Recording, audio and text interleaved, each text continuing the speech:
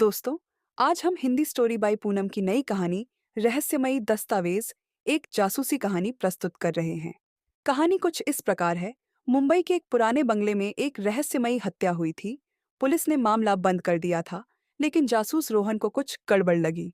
बंगले के मालिक विक्रम सिंह वर्षों से गायब थे और अब उनके नौकर की हत्या ने नया रहस्य खड़ा कर दिया था।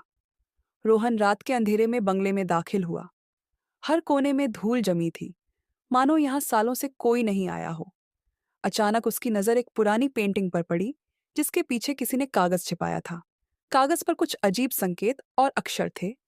D3, F7, A1, B5। ये किसी तरह का कोड था।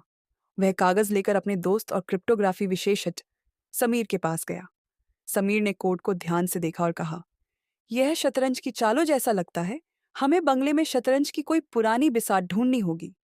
रोहन तुरंत बंगले लौटा और एक अलमारी में रखी पुरानी शतरंज की बिसात निकाली। उसने कोड के अनुसार मोहरे सजाए।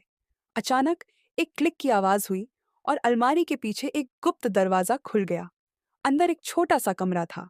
वहां एक टेबल पर पुराना दस्तावेज रखा था, जिसमें लिखा था, अगर तुम यह पढ़ रहे हो तो समझो कि मेरी जान खतरे में थी।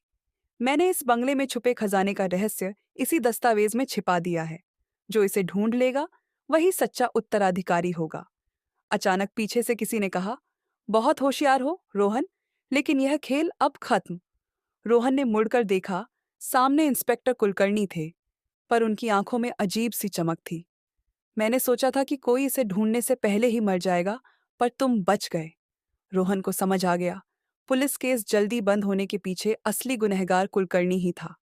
इससे पहले कि वह कुछ कर पाता, रोहन ने पास रखे एक भारी किताब से वार किया और उसे बेहोश कर दिया। सुबह होते ही पुलिस को सच पता चला। कुलकर्णी गिरफ्तार हुआ और दस्तावेज में छुपे बंगले के असली मालिक विक्रम सिंह के बारे में सच्चाई सामने आई। वह जिंदा थे और सालों से छुपकर रह रहे थे। रोहन ने एक और रहस्य सुलझा लिया था, लेकिन उसके दिमाग में एक सवाल रह गया। विक्रम सिंह इतने सालों तक क्यों छुपे रहे?